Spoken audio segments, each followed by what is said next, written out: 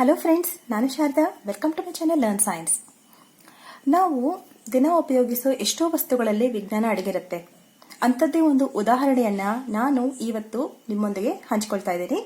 ಅದೇನೆಂದ್ರೆ, ಇವತ್ತಿನ ಟಾಪಿಕ್ ಬಂದ್ಬಿಟ್ಟು why do we store syrups in brown bottles. ನಾವು ಸಿರಪ್ಗಳನ್ನ ಬ್ರೌನ್ ಬಾಟಲ್ಸ್ ಅಲ್ಲಿ ಯಾಕೆ ನೋಡ್ತೀವಿ? ನಮಗೆ ಹುಷಾರಿಲ್ಲದೆ ಇದ್ದಾಗ ಸಿರಪ್ಗಳನ್ನ ಬಳಕೆ ಮಾಡ್ತಾ ಇರ್ತೀವಿ, ಹೌದಾ?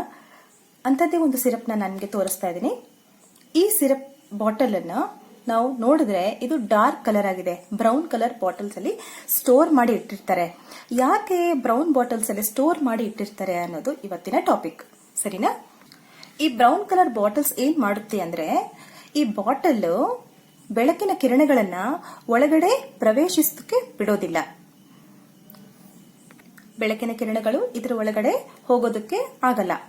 ಹೋದ್ರೆ ಏನಾಗುತ್ತೆ, ಬೆಳಕಿನ ಕಿರಣಗಳು ಈ ಒಳಗಡೆ ಇರೋ ರಾಸಾಯನಿಕ ದ್ರವ್ಯಗಳ ಜೊತೆ ಡಿಕಾಂಪೋಸ್ ಆಗುತ್ತೆ. ಏನಾಗುತ್ತೆ ಅಂದ್ರೆ, ಬೆಳಕಿನ ಕಿರಣಗಳು ಇದರಲ್ಲಿರೋ ರಾಸಾಯನಿಕ ದ್ರವ್ಯಗಳು ಅಂದ್ರೆ ಕೆಮಿಕಲ್ಸ್ ಜೊತೆ ರಿಯಾಕ್ಟ್ ಆಗಿ ಪ್ರತಿಕ್ರಿಯಿಸಿ ಡಿಕಾಂಪೋಸಿಷನ್ ರಿಯಾಕ್ಷನ್ ಆಗುತ್ತೆ. ಅಂದ್ರೆ ವಿಭಜನೆ ಕ್ರಿಯೆಯೇ ಉಂಟಾಗುತ್ತೆ. ಆತರ ಆಗಬಾರ್ದು ಅಂತ ಹೇಳಿ ಈ ಬ್ರೌನ್ ಬಾಟಲ್ಸ್ ಅಲ್ಲಿ ನಾವು ಸಿರಪ್ಗಳನ್ನ ಸ್ಟೋರ್ ಮಾಡಿ ಇಡ್ತೀವಿ. ಈಗ ವಿಭಜನೆ ಕ್ರಿಯೆ ಅಂದ್ರೆ ಏನು? ಡಿಕಂಪೋಸ್ ಅಂದ್ರೆ, ಈಗ ಒಂದು ಕೆಮಿಕಲ್ ಬ್ರೇಕ್ ಡೌನ್ ಆಗೋದು, ತುಂಡು ತುಂಡಾಗತ್ತೆ, ಸರಿನಾ? ಒಂದು ಕೆಮಿಕಲ್ 2-3 ತುಂಡು ಆಗತ್ತೆ. ಅದನ್ನ ನಾವು ಬ್ರೇಕ್ ಡೌನ್ ಅಂತ ಹೇಳ್ತೀವಿ. ಅದನ್ನ ನಾವು ಡಿಕಾಂಪೋಸಿಷನ್ ರಿಯಾಕ್ಷನ್, ವಿಭಜನೆ ಕ್ರಿಯೆ ಅಂತ ಹೇಳ್ತೀವಿ, ಸರಿನಾ?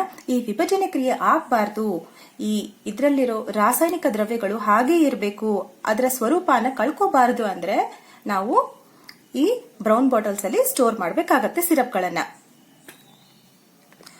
ರಾಸಾಯನಿಕ ದ್ರವ್ಯಗಳು ಫೋಟೋ ಸೆನ್ಸಿಟಿವ್ ಆಗಿರುತ್ತೆ. ಫೋಟೋ ಅಂದ್ರೆ ಲೈಟ್, ಬೆಳಕು. ಸೆನ್ಸಿಟಿವ್ನೆಸ್ ಅಂದ್ರೆ ಸೂಕ್ಷ್ಮತೆ, ಬೆಳಕಿನ ಕಡೆಗೆ ಸೂಕ್ಷ್ಮತೆಯ ರೂಪವನ್ನು ಹೊಂದಿರುತ್ತೆ ಇದರಲ್ಲಿರೋ ಕೆಮಿಕಲ್ಸ್. ಅದಕ್ಕೆ ಏನಾಗುತ್ತೆ, ಬೆಳಕಿನ ಕಿರಣಗಳು ಇದ್ರ ಒಳಗಡೆ ಹಾದು ಹೋದ್ರೆ ಅದು ವಿಭಜನೆ ಕ್ರಿಯೆಗೆ ಉಂಟಾಗುತ್ತೆ. ಅದರ ಸಲುವಾಗಿ ನಾವು ಬ್ರೌನ್ ಬಾಟಲ್ಸ್ ಅಲ್ಲಿ ಸ್ಟೋರ್ ಮಾಡ್ತೀವಿ. ಬ್ರೌನ್ ಬಾಟಲ್ಸ್ ಏನ್ ಮಾಡುತ್ತೆ ಅಂದ್ರೆ, ಬೆಳಕಿನ ಕಿರಣಗಳನ್ನ ಇದ್ರ ಒಳಗಡೆ ಪ್ರವೇಶಿಸೋದಕ್ಕೆ ಬಿಡಲ್ಲ. ಈ ವಿಡಿಯೋದಲ್ಲಿ ನಾನು ನಿಮ್ಗೆ ಹಂಚ್ಕೊಂಡಿರ್ತಕ್ಕಂಥ ವಿಜ್ಞಾನದ ವಿಷಯ ನಿಮ್ಗೆ ಇಷ್ಟ ಆಯ್ತು ಅಂತ ಭಾವಿಸ್ತೀನಿ. ಮತ್ತೊಂದು ವಿಡಿಯೋ ಜೊತೆಗೆ ಸಿಗ್ತೀನಿ, ಮತ್ತೊಂದು ವಿಜ್ಞಾನದ ವಿಷಯದ ಜೊತೆಗೆ.